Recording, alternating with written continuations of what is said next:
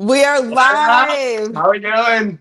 live in action. Look who I got with me, Hunter. What's going on, y'all? It's the $1 Million Secret 2 squad. We're continuing the conversations So, on the reality, serving all the reality realness in here, okay?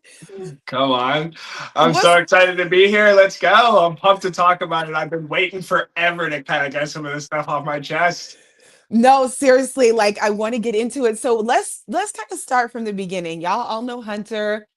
He's got a vibe. I feel like for the first I feel like a lot of people coin you as a favorite, and you are so you have a light about you and energy. Like you're so fun and charismatic and just like You. big. So it's like it doesn't even matter how far you got in the game, you are absolutely a memorable character. So I just wanted to put that out there. Means the oh, thank you. That means so much. I appreciate it. I kind of feel like no matter what, like when you watch it back, you kind of like watching yourself on film or like you're hearing your own voice on camera. You're always kind of like a little cringed out. So it's nice that saying stuff like that means the world. I appreciate it.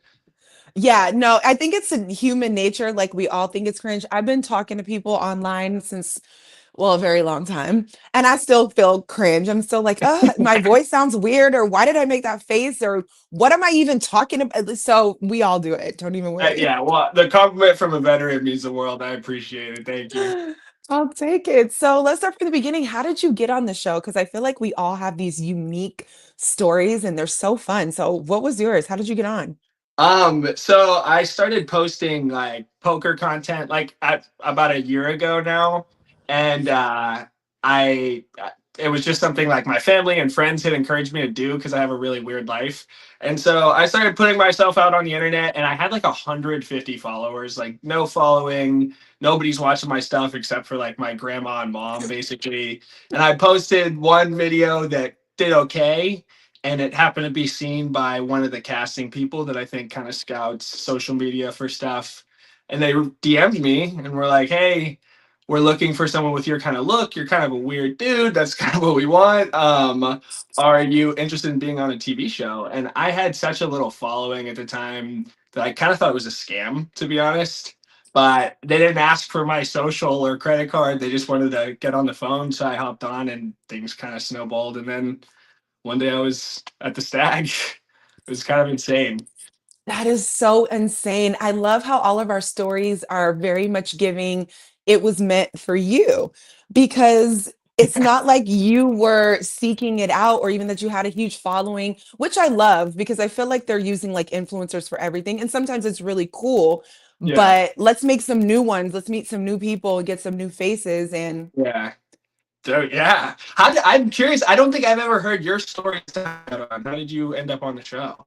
so I auditioned for a dating show Okay, probably like in like 2021. okay, And the dating show never happened. And then there was like a writer strike and there was all this stuff going on in Hollywood because of like COVID and this and that. So it was pretty like dead, but I had I'm kind of in that world. I used to do music videos. I've done mhm, a lot of modeling, interviewing celebrities and a bunch of stuff like that. So mhm. I dabble. I'm down to audition for a Yeah, reality show. yeah. So I happened to be doing an after show like this for another show. I met this girl and I was like, yeah, girl, I'll follow you. And I noticed that when I followed her, the only person we had in common was the casting director. I was like, cool, haven't heard from her in a couple of years. So I looked at the page. I saw the $1 Million Secret thing, but it didn't look like much because it doesn't say like Netflix $1 Million Secret, this cool Yeah, thing. yeah. Keep it You low. know, yeah, it's like very like a little naked post. So I was like, oh wow, she hasn't posted forever. She posted this cool. I had my life coaching business, and I remember declaring one day, I was like, you know what? I'm gonna get on reality TV. Yeah. And within 2 days, no lie, the lady reached out to me like, hey, Yeah. I don't know if you'd be interested in this, but I have this thing. And I was like, sure. That's insane. That's crazy. You like actually manifested it. That's nuts. No, it is crazy. And I'll take it one step further by saying in the manifestation, like I knew it was mine because I felt it in my spirit. I was like, I'm getting on reality TV and everything started rolling.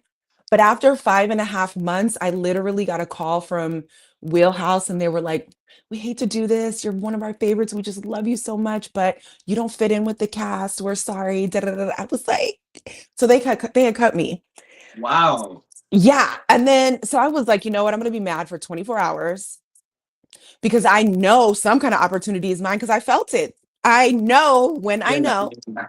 1000%. Yeah. You know what I'm saying? I know when I know. And then I was like, God, you're gonna have to tell me then what you got next because we done did all of this. Yeah. And now they're telling me no. So then like a week later, they were like, oh my God, are you still interested? Could you still do it? Could you still Oh, there you go. Okay, cool. Just like that's a roller coaster, but yeah, eventually it worked out. how is it gonna be a roller coaster before the roller coaster? I was already You know, stressed out before I got there. that's crazy. It's yeah. The whole thing is insane. It was like the weirdest stretch of my entire life. I'm not like media trained, so I don't even know what if I'm allowed to say what period of time. But like that period of time was nuts. It was like the craziest stretch of my life. Oh Yeah. my gosh.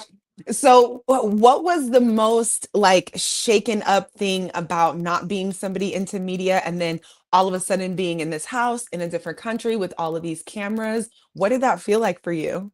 It was just I don't. It was nuts. I remember the first like time getting out of the car and walking in, and there's like 9 cameras around you, and you're like, I mean, like my heart, that has to be the highest my blood pressure's ever been in my entire life, and I just the only camera I'd been in front of before that was my iPhone in my room and car, and like so it was nuts. In the first 15 minutes, I felt like I was like I couldn't breathe, but then, like, honestly, I kind of like got comfortable relatively quick. The people on my cast are like the easiest people in the world to talk to. Daisy was like the first person I met, and she is like it was like an easy conversation. Felt like I was at home.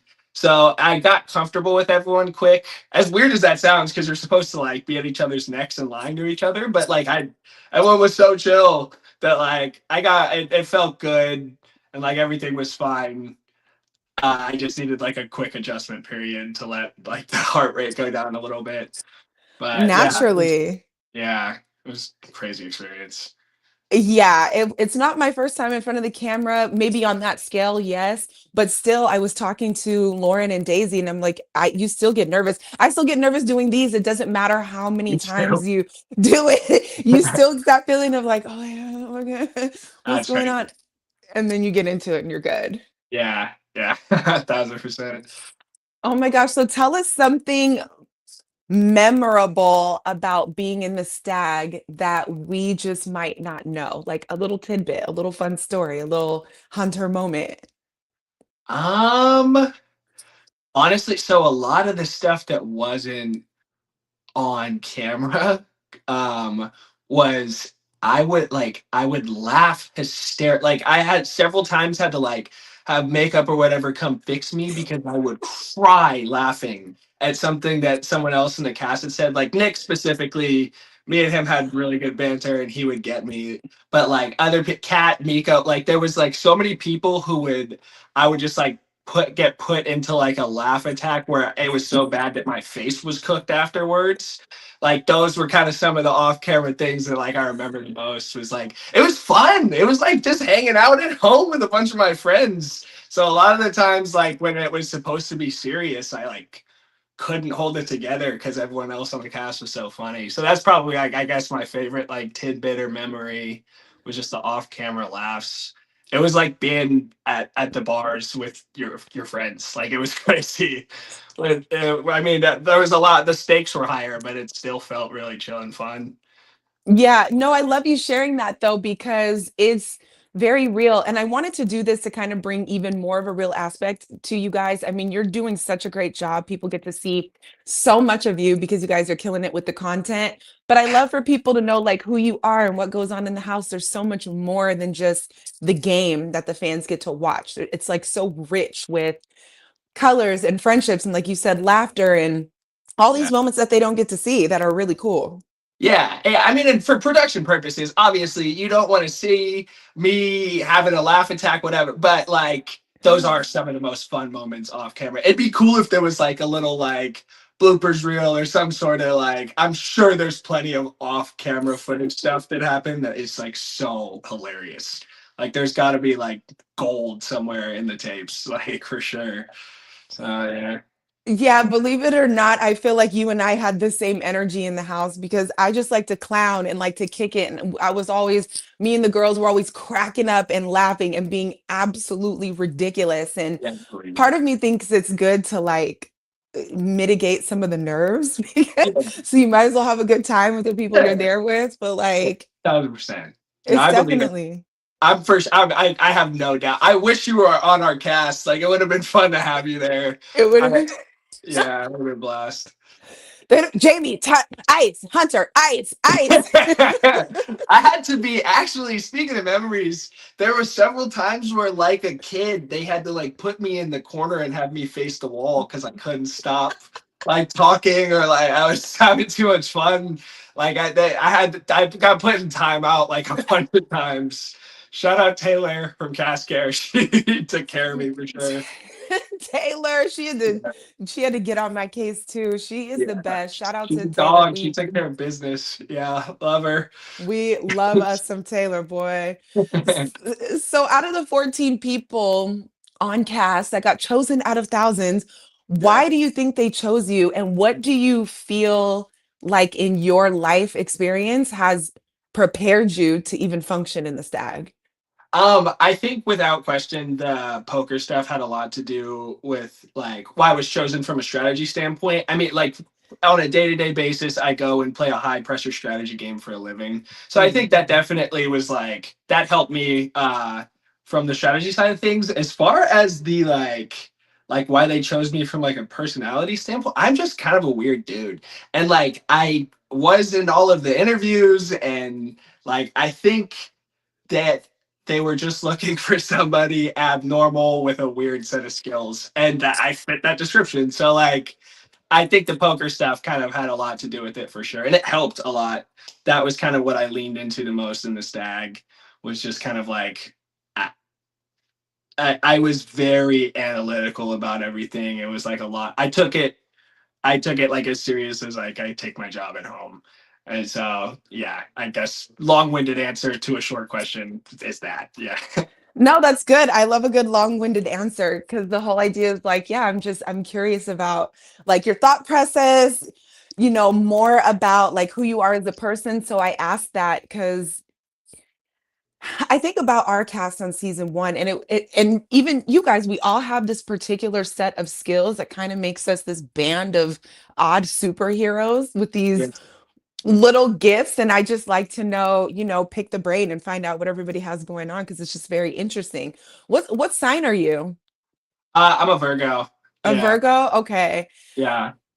My birthday is early September. It's September 9th. Okay. Actually, I had my birthday. Oh, maybe. I don't know if I'm allowed to say that, but Oh, I don't think the time that we film is pressure. I think we're okay. cool. Okay, Yeah. thank you. Please let Yeah. me know if I'm Yeah. like Yeah. I gotta watch myself. It's I not a had my secret. birthday at the stag, and I caught. This wasn't included. Little tidbit. I got caught almost immediately in a lie because I didn't know the sign of the birthday that I was lying about. So like I went on and I said that my birthday was in July because I thought if my birthday comes out immediately some stupid clue related to that is just gonna if I end up being a millionaire, and this was pre-money and stuff. So I lied and said my birthday was in July, and then they were like, "Oh, what's your sign?" Like I think Nick or Natalie asked what my sign was, and I was like, actually, my birthday's literally right now. I was having my birthday on the first day. The gala night was my birthday. So yeah, weird, Wow. but yeah. Again, long-winded answer to That, what's your sign, but yeah, my sign's a Virgo. no, I love the stories. We're here to chat. That's so funny. You're like, no, actually, it's today. Woo, because you would have Yeah. had to wiggle yourself out of that one. A lot of people in the comments, and I'm pretty sure you're seeing this too, are always like, why didn't you lie about this? Why didn't you lie about that? I'm like, first of all, lies are hard to keep up with. Second of all, they come up with a lot of follow-up questions. And third of all, how do I know my lie doesn't align with the person who gets the money? Then what do I do? Yeah, sometimes like if you're just firing off a million of them, like you're gonna catch yourself in spots. Like if I had lied about my age year potentially and said 99, then I would have been cooked by the clue. Like you kind of got to be keep it at bay to a degree. Lie about the important stuff. Pick your battles essentially, in my opinion. Yeah, Yeah. like working at a barbecue joint. Well, okay, that was an easier like lie to because I chose a past job. So it was like something that like wasn't super hard to like. It's not like I was clueless in the industry completely, and like there were points in the stag where I made sure to like pick up multiple plates to help with the like the this cast and stuff, so I looked like I was a server and stuff still.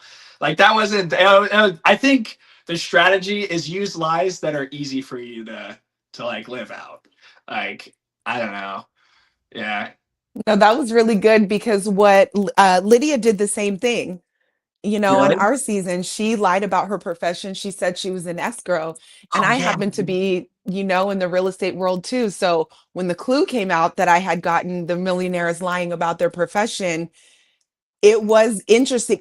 We hadn't fully caught on to Lydia. It was Yeah. more of a looking in a Sam direction. But Lydia Yeah. had the same thing going on, but she chose something that was old so she could still speak on it, but Mhm. it just wasn't her profession anymore. So Yeah. Yeah. No. The lies can get you caught for sure. the Yeah. lies can get you caught. So we touched on poker, but I'd love to know more about it. Like, when did you fall in love with poker? How did you even get into any of this? Yeah, really weird. So I was in college in Santa Barbara. I was playing like baseball at Santa Barbara City College, and I met these guys on the beach. Kind of, yeah. I'm seeing the comments. What's up, guys? I met these guys on the beach, and we played like a drinking game for a little bit. Hung out, it was just random guys. And then they ended up inviting me back to their place to go play poker, and I'd never played in my life, but I was like, yeah, I love poker, I'll come. Like I just wanted to be invited, so I lied and went, and I lost like $40 hanging out with these guys, and I didn't care about the money, but it bothered me that a bunch of beach bums that are now my friends beat me out of in a game that was clearly skill based. Like I could tell, like, oh, this isn't just luck and gambling, like something's here. So I went home, and like every day I skipped class every day for a week. All I did was like, I want to learn how to be really good at this. Like I Googled everything I could find, every free resource on the internet. I was just like obsessed with learning. And I went back and I smoked everybody, and I was like, okay, like there's something to this. So I started keeping track of how I was doing and playing with friends all the time. And then I don't know if I'm allowed to say this, but I started sneaking into casinos with a fake ID and then trying to see how I did against people there. And I kept track of everything, and things kept going well. And one day I was working at this sushi restaurant at the time that I wasn't a big fan of. And I saw that my hourly in poker was higher than my hourly was at my sushi job. And I kind of just came to like the realization that maybe I should give it a shot. And in hindsight, horrible decision financially. Like I was not properly bankrolled. It was not like I was dumb at the time, but it worked, and I kind of snowballed, and I eventually, now we're here. And it's the coolest 20s job in the world ever. But yeah, it was like, it just kind of started as like a hobby because I was annoyed that I lost to some dudes on the beach, and now it's my job. That So is incredible. And I love the story behind it and how it unfolds because it kind of speaks to life and how the things that are for us don't miss us. It's like, had yeah, you chose to do something else that day instead of go to the beach, I know. you know what I mean? All of these paths, but it's piqued your interest enough to invest and to Mhm. stick with it because I was going to ask you that, like, if you're not bankrolled, and I mean, you're still really young, so maybe you have parental support. I don't know, but how were you supported through trying to get that going? Or were you just winging It's it? jobs. Like I want to start by saying, parents, best parents in the world. They gave me everything. I love them to death. I hope they're watching. I love you guys so much. But they're like, I in college was taking care of myself, and so it was just restaurant jobs and stuff like that. That kind of got me by. I like literally worked every single job on the face of the earth. I like cleaned ponds. I was a landscaper. I worked at sandwich shops. I worked at restaurants. I worked at the Santa Barbara Zoo. I like did like everything to get by, and then poker kind of what became the thing that allowed me to work and enjoy it and also make good money. So because I kind of saw like, oh wow, like there is a very high ceiling here, and I like going to work. I'm not like in a pond or a sandwich shop behind a register right now. Not that there's anything wrong with that. It's just not It's my not for thing. everybody. It's not mine. Yeah. So I was like, oh, this, I'm so willing to like throw myself at this and put everything into this. And that's kind of what happened. And it worked. It worked. I'm so happy about it. But yeah, it worked out. Did you get your 13K last night? I did not actually, but it's okay. It's totally chill. Like a lot of the, I don't want to ruin the like appeal, but a lot of the social media stuff is like, oh, it's crazy. Oh, it's like financial. Like I'm in distraught. Whatever. It's not. Everything's very okay. Like we're doing good. But yeah, no. I actually last night I lost 1,050. I think something like that. But it's again That's ebbs part of and the flows. game. Yeah, the night before I won 6.5. So it's like yeah, it's ups and downs. That's how it goes. It's kind of like, I mean, reminds sounds like day trading. Like you're gonna have a $7,000 day and then you're gonna lose 2,000 and by the end of the week you're up. Like whatever.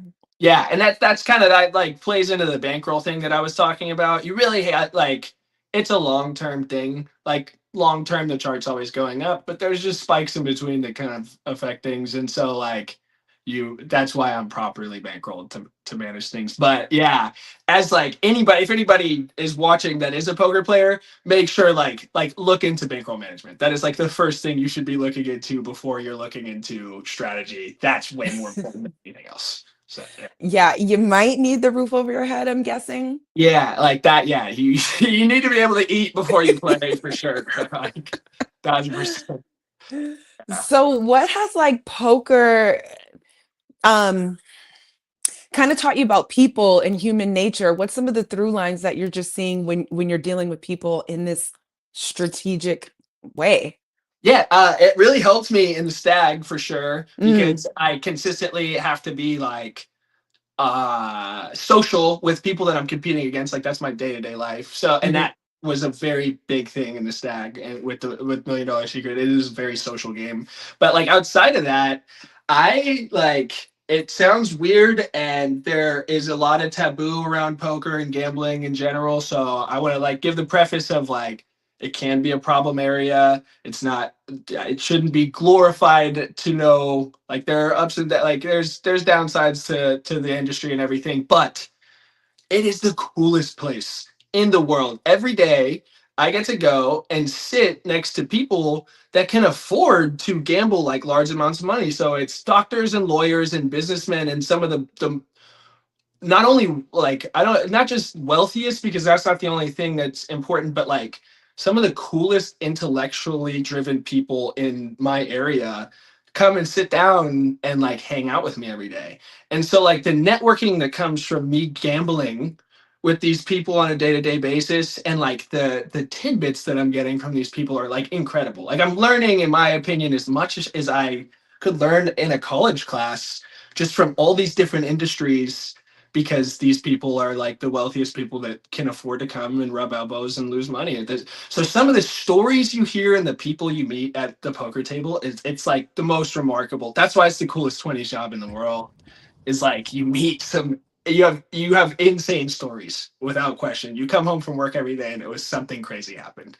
So it's cool. Like, yeah, it's a great networking opportunity. Poker is one of the best networking opportunities in the world if like if you have a healthy relationship with it. That part. Yeah, yeah, That's so fun. And it definitely sounds like you said, the perfect 20s job because sure, college is great for some, and a lot of people use it for the network and, obviously to learn and whatnot. But in real world, real life, talking with people, having to be strategic, yeah, being able to just have these conversations. And like you said, you're probably dealing with all age ranges. Like, when are you going to be able to sit next to a 65-year-old who sold his company and now is on a yacht? And that, yeah, there's just all of these things. yeah.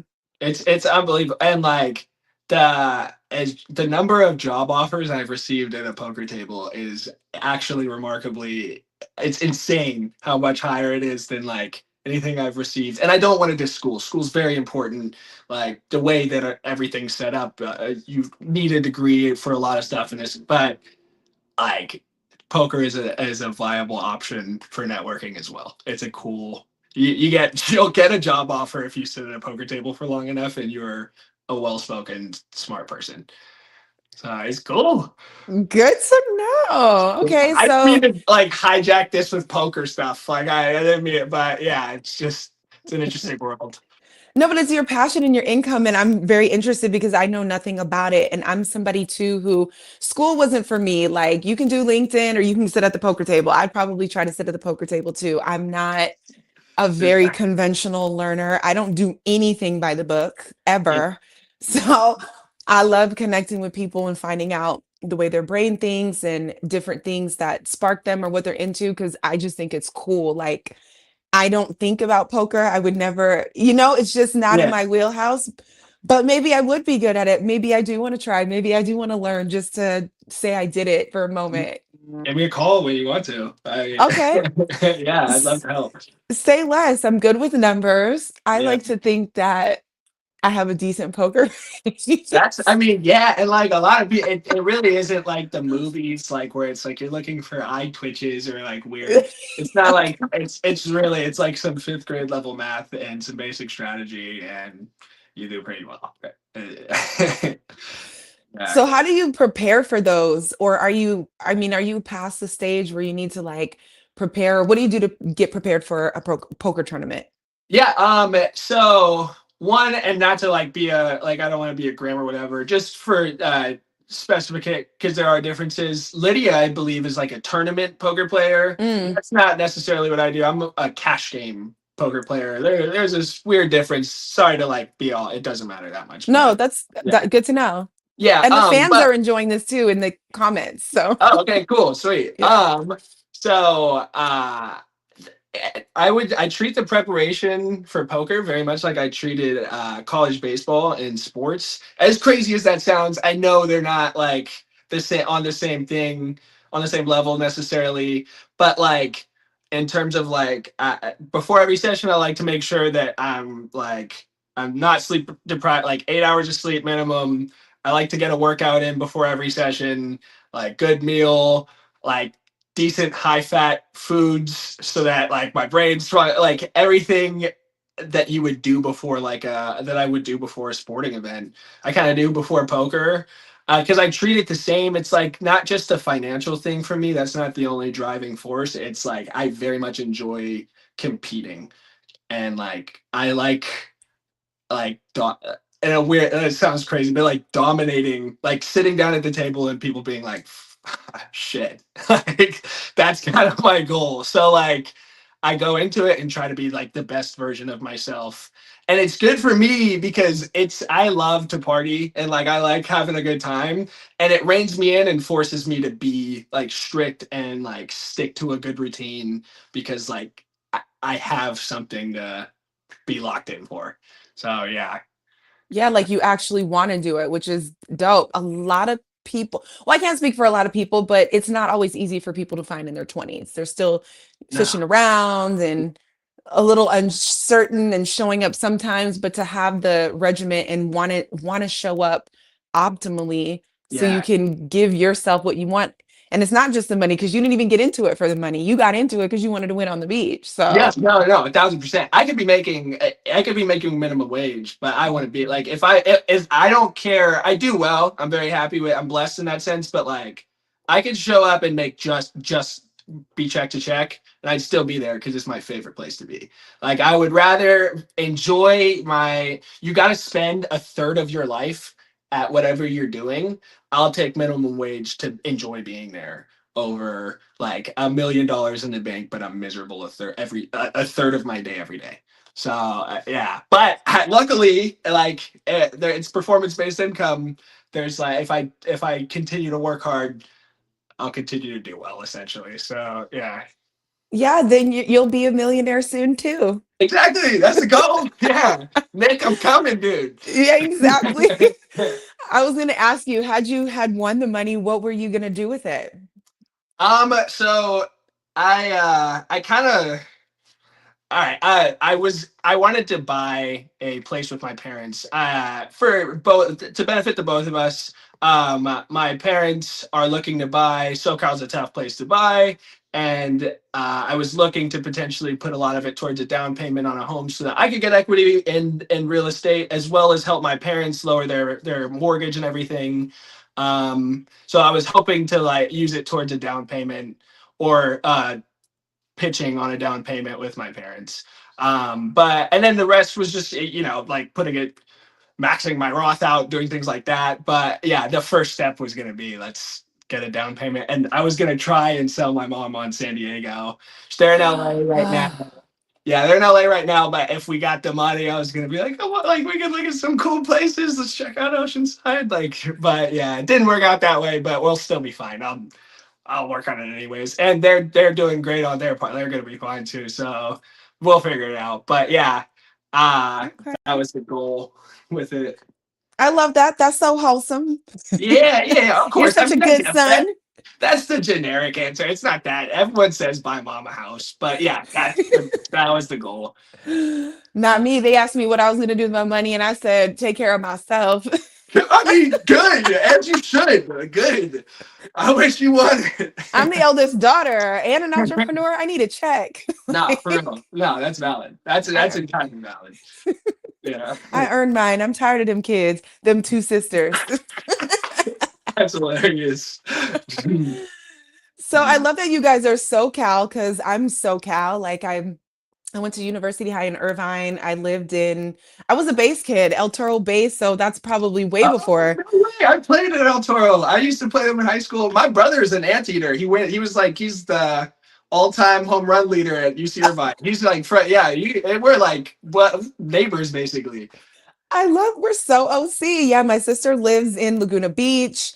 Yeah, I used to live in El Toro. I lived in Foothill Ranch. Um, and everything in between, even San Diego. I lived in Grossmont Center off the 8 and Oh, Fletcher. okay. Yeah. San Diego is the spot I fell in love. It is such a Don't tell yeah, him. you're Don't gonna tell him. Don't tell no. him. Let Oh it yeah, stay. Keep it low key. I hate it. Nah, stay that. You guys can stay up in LA. You guys are good up there. It's fine. But I do love LA though. I was also a Valley No, girl. 1,000%. So Yeah. I was a Valley girl before I knew it was a Valley girl. Me too, actually. Where are you from? So my dad was in the military. So I was born in Hawaii Okay. and we did that whole thing. I mean, I lived in Japan, Illinois. I lived in Hawaii twice, Arizona twice, California, Okinawa. Wow. I don't know what else I'm forgetting at this point. Wow. But he retired in SoCal. And yeah, so that's just kind of like where the family ended up. So I just ended up branching out from there.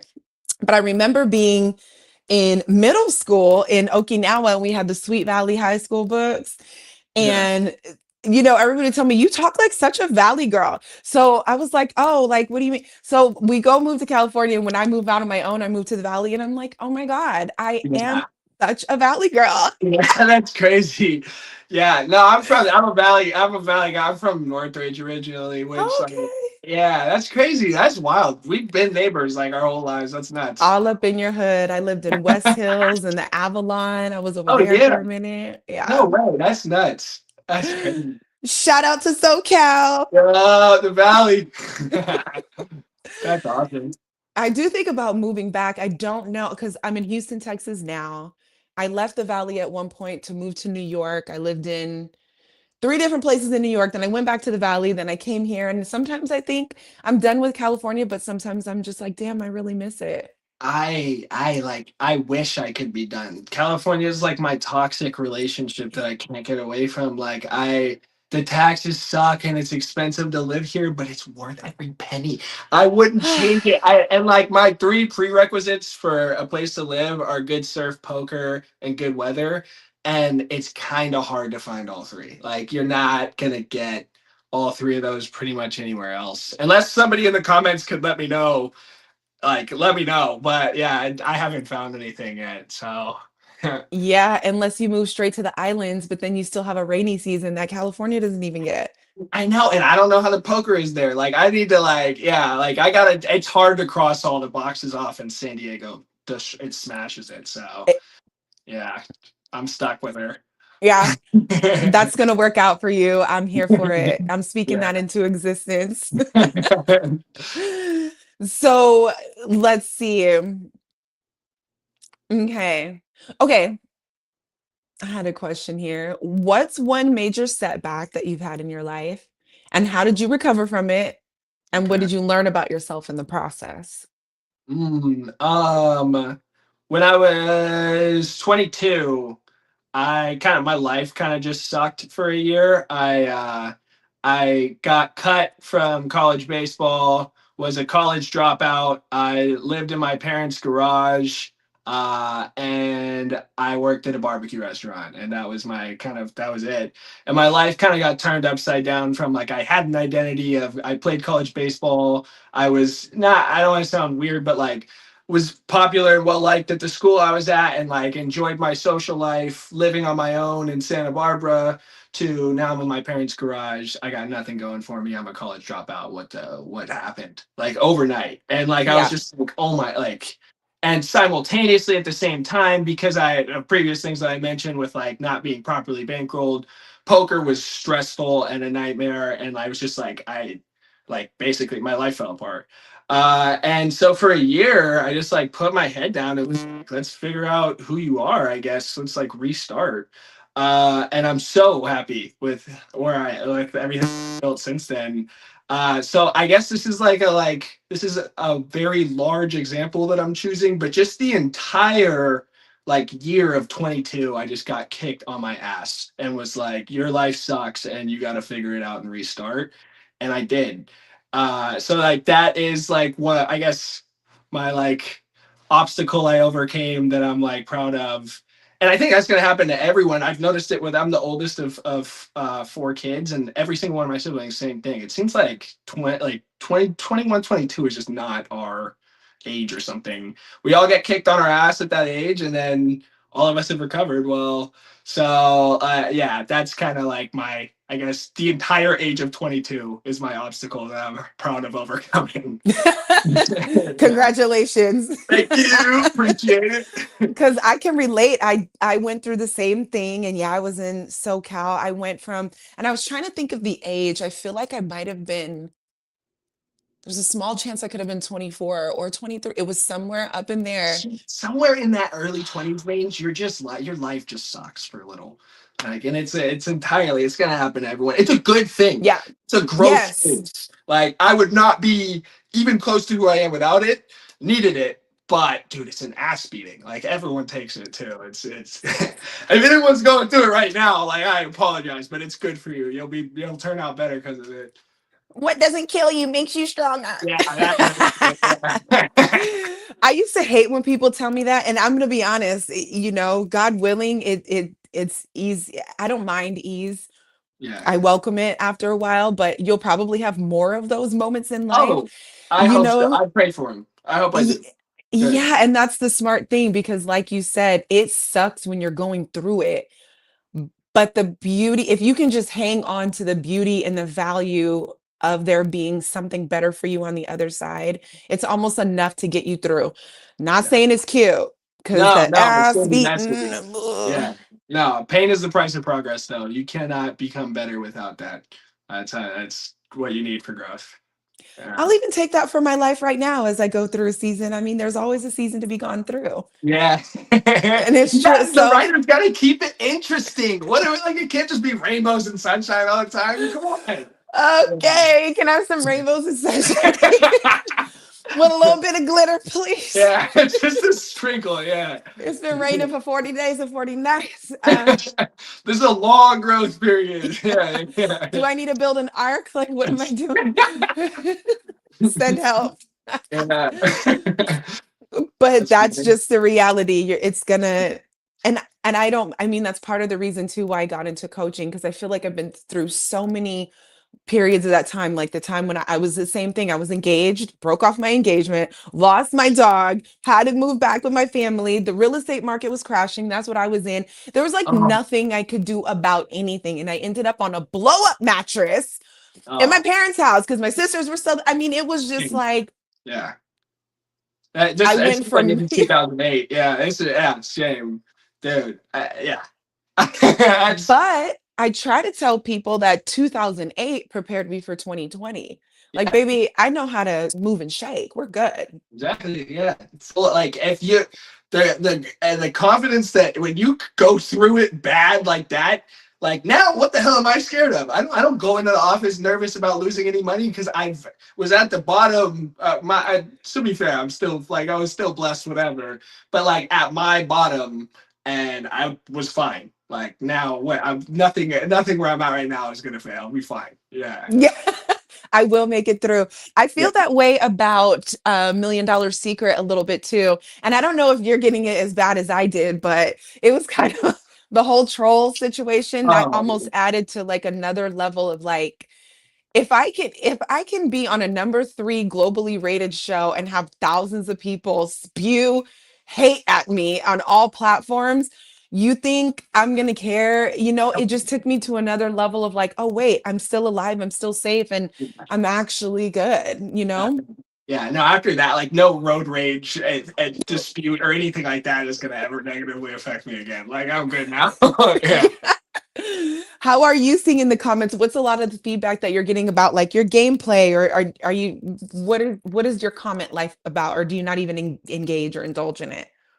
So to be honest, I try my best to like kind of avoid it, but you can't help it. Like sometimes you kind of just like want to scroll through Reddit. Like you Mhm. see, like I get the Reddit notifications every once in a while where it'll be like $1 million secret, and I'm like, what are they talking about? So I'll click every once in a while and see, and it's a lot of like it's mixed reviews. Like there's a lot of positivity, which is nice because I feel like the overwhelming majority of what is flooding to the comment section is negativity, and even I do it. Like Mhm. I'm never gonna stop as bad as it is. I'm never gonna stop on a video on Instagram and comment, "This was so cool. This was awesome." Like, maybe I will if it's something really incredible or remarkable, but I'm significantly more likely to see something I don't like and go to the comment section. And so, Mhm. like, I think the brain is just kind of set up in a way where, like, it uses the comment section as like a review box, kind of, or like Mhm. this is like where the negative comments are supposed to go, essentially. So I just try my best to stay out of there. But yeah, I've seen some stuff. A lot of it's been positive. A lot of it's been, you're stupid for this or whatever, or just like troll stuff. And like, I honestly, for the most part, have like been okay with it because some of them are right. First of all, I am stupid for some of the stuff I did in the game, and then others are just like, it's not worth like you're I, you're watching me. Like I'm not gonna let you like negatively impact my day with your like. It's fine. You can think what you'd like to think. I'm glad you like the show. Like it's okay. Yeah. At the end of the day, I'm just glad you enjoyed the show. Thank you for watching. Thank you for watching. Yeah, appreciate it. I'd rather you be here. I'd rather you watch it and come trash me in the comments than not watch it all. Thanks for watching. Yeah. Appreciate it. Yeah. Yeah. Yeah. Yeah, Yeah. it feels like to me that your season, I mean, we were totally the test dummies, and even, I mean, I loved it. I don't hate anything about it, but it does seem like production is evolving the show and making the tweaks that are necessary that makes it a better overall experience for everybody, the viewers and the people in the house. 1,000%. They're learning, the Yes. players are learning, and that's how it's going to go. I mean, you look at any sports organization of all time, the people that were playing in season 1 would get destroyed by the people in season 80 because things just develop and you have more information to work with. And that's like, I'm so excited for season 3. I don't No. know if I don't know if it's like, I can't say that, whatever, but season 3 Netflix book it because it's gonna be a banger. Like the ability to go look back on 2 seasons worth of information and everybody's mistakes, and then go into season 3 prepared. The gameplay is gonna be nuts. Like it's gonna be so good. Yeah. I feel like some of us need a rerun because me and Sydney were talking about it, and I'll probably have her up here. I saw that you guys got to connect too, so that was Oh yeah, it was so amazing. fun. She's the best. It was Y- awesome. It was awesome being there in real life. Yeah, shout out to Sid. But Shout we out were to like, if we could have gotten to do some of the stuff that they got to do, yeah. maybe the outcome would have been different. And I think we'll probably talk about it. I'll have her on here. But like, for example, when Kevin and Kat, and it was at the same time, um, in the season, got to deliberate over the clue. So when Yeah. me and Sydney were in there going back and forth, I mean, I don't know, a lot of people were like, why did you give Sydney the clue? I'm like, baby, we were in there for like a solid hour trying to figure out, ain't nobody handing over any clues. Yeah. Yeah. But we tried to devise a plan just like that, where it's like, can we I'm like, when you come, we just try to make a plan. You come out, talk to me first. We need to work that. We just Yeah. needed a moment. And we definitely would have come up with a lie of a clue, which would have, I believe, changed the trajectory of the game.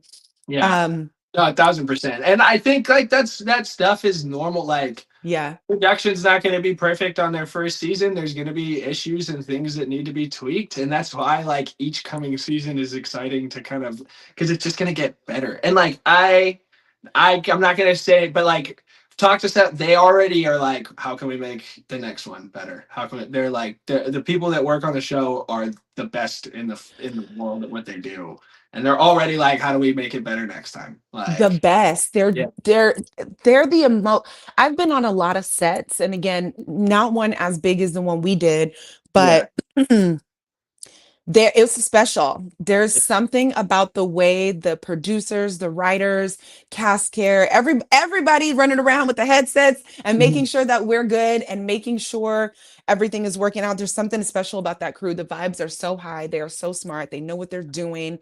It's immaculate. Like I've No, never there's seen something work that well before ever. all the gears were turning, and not Yeah. only that, it's beautiful to see that the number of like good souls in one place. Like it's not just that they're like effective at their jobs, they're also Yes. all great people. Like to have that large a staff of really really good people is that's insane. I was shocked, and that's my first dose of like the entertainment industry. My dad works in the entertainment industry, and I've talked to him about my experience, and he's like, that is not what it's like. Like, I tell you right now, what you dealt with was an anomaly. Like, that is not what it's like. And we got a very special experience because of some really cool people. And like, without question, there's like things that could be worked on, whatever, but like, I have no doubt they're gonna fix it. Like whatever holes will be fixed. Like all, Yeah. it's a good group over there. It The keeps getting crush. better. It warms my heart thinking about everybody. We did not want to leave the stag. How Nobody wants to about leave the those first? stag. Who gets whatever the money? I don't want to leave all my friends. There's a whole bunch of Yeah. stuff. So on camera, off camera, there was so many cool people in one spot. It sucked to leave for that.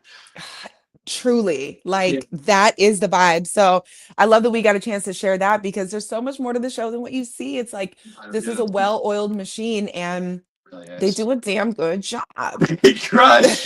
They crush. I knew Netflix didn't play around, but damn, they do not play. Damn, They have the damn. best. They have the best over there. It's crazy. Magic, all magic. Yeah. So, since we're talking about things that could have been done different, what's one thing that you feel like, God, if I just would have did this different, it would have changed the trajectory of the game for me? Yeah. I have thought. I mean, have plenty of sleepless nights post stag.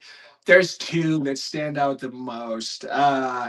I went a little too hard at some of the dinners. It's not even necessarily all included, but the some of the dinners I was very outspoken about like who I thought it was and came out and showed myself a little more than I needed to. And specifically the Lauren T dinner, uh I like kind of went at her pretty hard, knowing that at the time, in my head, at the time, Caleb had the money, but I wanted him in the game. It was best to keep the millionaire in the game and in my pocket, and I kind of had no threats socially. So I was like, if he's on my team, I'm safe till the finish line. So I like went at Lauren T, trying to get save Caleb, and I threw myself out there in front of everybody as someone that's kind of an aggressive player, and it was to save someone that like ultimately isn't going to help me long run. Like Caleb was my ally and what, but like he's not there for me. And he moved the money, and then it was like, why? I just put my neck on the line for what? So that was like a big one. The Lord T dinner was bad, and then the casino night, I like loved. I'm like in my element. That is my spot, dude. I'm like where I'm supposed to be, and like I'm sorry. I hope Nick's watching. If I played, I would have killed you, buddy. I would have crushed you, guy. Like that was you were out, you were in my territory. But at the time, we have a clue that implicates three people in a specific age range: me, Nick, and Yumiko. And then Caleb is not born in 1999. So I love him. He looks like he could be, but he's not. And so I was like, it's clear who we should be sending in, Like I'm willing to even like I'm not even necessarily implicated by the clue. Technically, I'm 2000, but like I'm in the range. I'll take myself out of this race. Let's send Caleb in. And I also simultaneously I wasn't aware. Apparently, the whole group knew that it was Nick, but I hadn't known yet.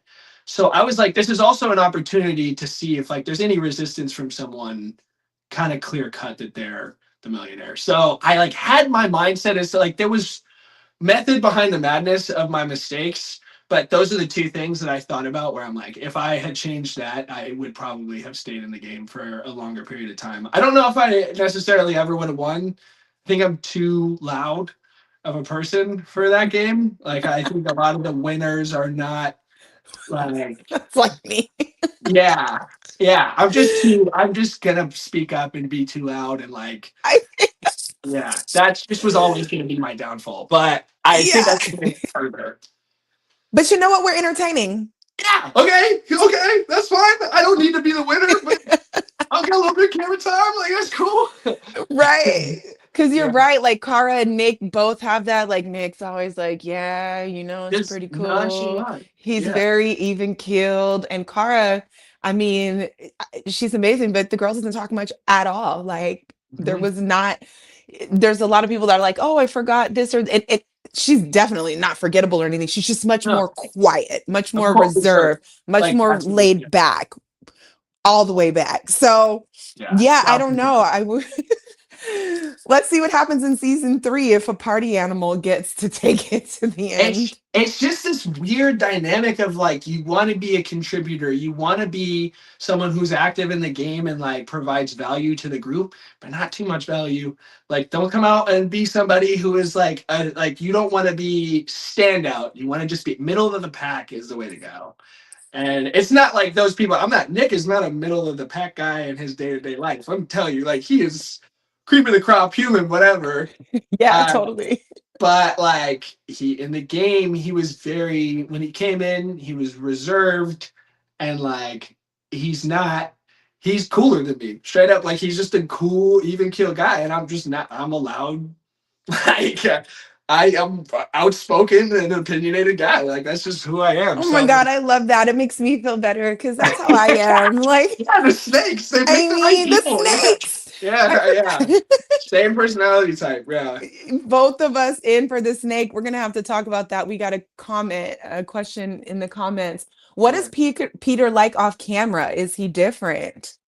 Can we okay just talk so about Peter, please? yeah, so like, what am I allowed to say here? Like, what? Because he's the man, and I want to talk about him, but I don't want to ruin the mystique of Peter. So like, I I don't think you don't. could because they definitely let I feel like season 2, they let you guys in on a little bit of the goof. Peter Yeah, is a goofball he is. He is. He's hilarious. Like, I want to. I want to have a beer with the guy today. He's like the. today. Seriously, he's so fun. He's like the most lighthearted, cool dude off camera. He's still got like the like. I mean, he's like 6'8" or something, so Yeah. he's still got like the intimidating vibe to a degree, but like he's like a nice guy who like you want to have a beer with and like I'm sure that guy has stories. Like I know that guy has stories like for sure. I'm sure he because it seems like he's been around the industry. I'm pretty sure he was Darth Maul, which is unbelievable. That's crazy. There's so much stuff. And even I was at my friend's house over the holidays and some holiday movie started playing. So we're eating dinner. I hear his voice. I'm like, Peter? And Yeah. it's like some holiday movie, so it's just The mind guy blowing. has I love stories. him. I want to drink with the guy so bad and just like pick his brain about what he's seen because I'm sure it's insane. He's an awesome dude. Peter is incredible. He has stature. He's funny. He's goofy. He's tall. He's Yeah. handsome. He loves to joke with us. He likes to kind of get in our business and figure out what's going on. He's just the best. So yeah, He's gosh. very James Bond. Like he's just like cool, but also like you just want to hang out with the guy. He's a perfect host, like perfect host. He was awesome. That Yeah. again, another, testament to just the magic of Million Dollar Secret and how everything worked together. Who would be a more perfect host than Peter? Peter is that guy. Yeah, he really is. You Yeah. y'all saw me flirting with Peter. I was like, I'm leaving here with something. Peter gonna take me Yeah. out. We're gonna do something. Shit, me too. Okay, Take he's me, yeah. cool, dude. Take us on a date, Peter. Take us on a date. That's hilarious. Somebody typed in, would either of you do Perfect Match? I would host Perfect Match, okay, honey? I can't be running around with a bunch of 27-year-olds. They're really cute, but your I girl is turning 44 in like a few days, okay? you'd be fine. You look like the rest of the cast. You'd be all right. The skincare routine is in line. You'd be fine. Tell them yes. Yes. Her answer yes. She's down. Sure, yeah. Yeah. I don't. Yeah, I think I'd be down. Give me a call. That makes me nervous because I have zero game. Like I am not like that. But like, yeah, I'd be down. That'd be cool. Yeah, I think you would be so cute on it. And I think honestly, as a woman, like we like game, but not that much. Personality and character and all of the other stuff that I don't think men consider are so much more like appealing. So I feel like you'd be fine. Good, because I got nothing in the bag over here. Like I bar one liners and like I like feel somewhat when it's organic and like whatever you can have a conversation, I feel comfortable. But like the settings they put you in where like you like have to kind of create something out of thin air, I could see myself just word vomiting and choking for sure. And I think you and your curls and those eyes would be just fine. You would have a ball. thank you. Okay, You're perfect good to go. definition. Yeah. That's Somebody else said online somewhere it said you guys have to share hotel rooms. Is that true, or do you get your own room? So we live in the Stag. We really lived there. yeah. And the arrangements were what they were. I know they were different for everybody, but that's Yeah, where we no, lived. yeah. And, before we got there, we were in hotels because they do a really good job about sequestering us. So a lot of people ask if this is scripted and all of this stuff. Like, no, we don't have time to plot, plan, create, and whatever. They keep everybody very separate. So that way you guys at home don't miss. Imagine if we're talking behind the camera and we figure something out and then you guys don't get to see how we came to that conclusion. They don't want you guys to miss anything. So we're always separate. And yeah, Yeah, they lock you that's down for sure, and like yeah.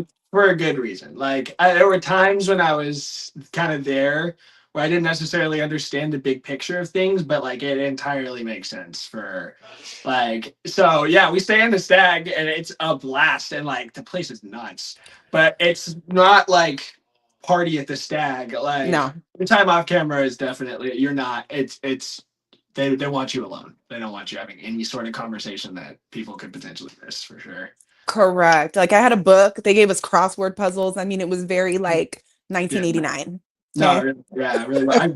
I read like 3 books. I haven't read a book in like over a year, and I read 3 while I was there. It was nuts. Yeah. Yeah. It's Shout out. One of them was Dirty Jokes and Beer. I'm just gonna shout that out. Read that book. It was really good. Also what did you entertaining. love about it? Dirty jokes and beer? What is that even about? It's Self-explanatory? It's no, actually, you would think it's I can't believe I'm blanking on the name right now. Shout out to Guy. But it's a old like talk show host and comedian wrote just like kind of a documentary about like just stories of his life from being like a, like kind of nobody to like coming up and everything. And it's just kind of like I those things that's like, interesting to me. I think like every single person has so many cool like stories and a lot of them just kind of never get told like Peter, like we were talking about with Peter, like I'm sure there's just a vault full of like insane nights that guy's had that I just would love to hear. So like it was kind of just a like somebody who had made its point of view essentially, and like there's some like raunchy humor. It's very inappropriate, but it's also like there's a good message in it. And I picked it up because I was just like, dude, I'm bored in my room. Like I'm stealing something from the Stag library and You got from the library. I did. I snuck a book in my room and started reading it. And then Cast Care thought it was hilarious because they were like, I don't come off as a book reader for sure. Like I was asking for beers more than I was books, but they thought it was so funny that I was glued to this thing. Like every time they opened the room, I was like stuck in my book. I was like, I want to film right now. Let me finish the Yeah. thing. I'm reading. Yeah, I don't know. Challenges can wait. Yeah, it was crazy. It was actually kind of nice. It was nice detox for sure. I like that. The detox, being off my phone for 3 weeks was beautiful. Kyle and I, the boar from season one, were talking about how genuine the time felt Yeah, because we weren't in our phones. It really was kind of reminiscent of the 90s where you're just so present. You are not ducking off to go read this thing and you're not scroll. There's just something about, I'm thoroughly convinced because we were there for approximately 3 weeks, depending on your journey, but it felt like 3 months because yeah. we were so present in day-to-day activities with each other. We weren't on our phones. Like, I'm open to another 3-week detox, honestly. Me too. I need it. Like, I mean, especially with like now that social media has become like part of like my quote unquote job to a degree. Like, I need a little. I. It was good for my brain. Like, really good. Like, I came back like, oh my, I feel way better. It's to it can you can have a healthy relationship with it, but it can very much become brain poison. Like, it's dangerous for sure. Yeah, find the happy medium because I dare to say there's probably not anybody watching, or I'm probably not going to run across too many people who have not been on their phones for 3 weeks. Yeah. And so once you see the difference and you get that reminder, because I mean, I grew up without a phone, but it is just, yeah, something I want to implement. So even now I'm kind of doing like a post, no scroll, like a post, but I just won't sit there and That's scroll. That's the move. That's what I need to do. I try my best. I schedule a lot of them. You can like schedule when you're real. Yeah, Yeah. The one issue with that is like then it looks like I'm not responding to like I people like know. something will be posted and someone will be like, I'll get a text like, oh, so you can post 3 reels today, but you can't. I'm like, no, it's not like that. Look, Like, yeah. yes.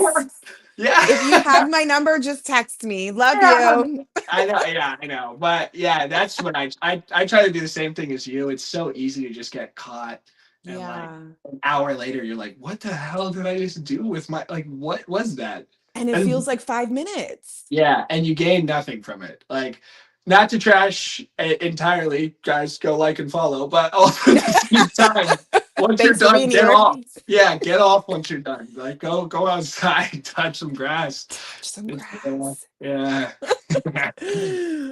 We have one more question here that I think is cute and fun. If you could have chosen your animal key, which animal would you have picked? Ooh, I don't know. The snake off the bat did not feel like a good one because it's not like there's not a lot of positive like feedback on it. Nobody likes snakes really. So, but I kind of like grew fond of it. Now I'm like I like it now. I guess like in the beginning going in with no bias, if I could have chose one, um, I like the eagle. Caleb got a good one. Ooh, Sick. Yeah, eagle's dope. I'm Yeah, definitely not mad at the eagle. yeah. That's a good one. I thought you were going to say like the tiger or something. No, that'd be cool too. But I thought Caleb, but that's a good pick. If I could choose to be an animal, I think eagles are pretty high on the list. That'd be dope. Yeah, Yeah, when I pulled my snake totem, I remember coming out. Like even when I got the snake, I just knew what that was all about, honey. yeah. You just automatically or subconsciously put in people's heads as like not something good, which But I I put a spin on it because it was very authentic to me and where I was at the time. And it's interesting because I remember I think Kyle and Sam were there first, and then I came. And we clearly were talking about our totems, blah, blah, blah. And I'm the snake. And Sam was like, ooh, something snake vibes, blah, blah, blah. And it just gave me an opportunity to be like, snakes are all about transformation. yeah And this is this that period of time in my life was one of the most transformative periods of my entire life. And then yeah the next year, I think, I don't know, Chinese New Year, whatever, but whatever, it was the year of the snake. So there's just so many other beautiful components to a snake and their value and how they transform and grow and shed their skin. I was really into it. hell Like, yeah. You know, and that's what I like about it. You find a guy, you find the bright spot in everything. That's good. Good for you. That's beautiful. yes, Would the you? snake Would the is eating snake? town. Would the snake have been your choice? Is that what Yes. you were really? Okay, cool. There we Yeah. go. All And I right. know I chose that. You guys know I'm always like, oh, I could feel it in my spirit. It was all very aligned. I cannot think of it was for me. I wouldn't have chose anything different. Absolutely. Hell yeah, that's awesome. All right, sweet. Yeah. Yeah, we ended up with yours. Not in hindsight, I would keep the snake too. Yeah. It was a good choice. I'm happy with it. Good. I love it. We're Yeah. bonded. Team Snake. Yeah. Oh my gosh, Hunter, this was so fun. I just wanted to like bother you and chit chat with you on YouTube for a while. Yeah, of course. No, anytime it's a blast. I was sorry, I'm terrible at coordinating stuff, but I'm glad we finally got it done. This is so fun. Yeah, no, it's great. And I'm sure we'll connect in person. We're all MDS family. There's got to be more to come. Like, 100%. who knows? Maybe this train is just getting started. Our seasons are done, but who knows, The like, whole where it frat, could all go. gonna be homies. Yeah. Yeah, so we got to link, we got to connect. And if I'm ready for poker, we got to do that too. Cause I would totally do a weekend in Vegas and just be like, I don't know if Vegas is a place, but whatever. No, we'll get it done, 1000%. And let's go. And worst case scenario, let's grab drinks soon. First round's on me. I'll see you soon. Hell Don't yeah. threaten me with a good time. All right, sweet. Thank you so much for having me. I appreciate you. You're the best. Thank you for this. And I'll see you on the gram. All right. Bye, Jeremy. Bye. Thank you guys for watching.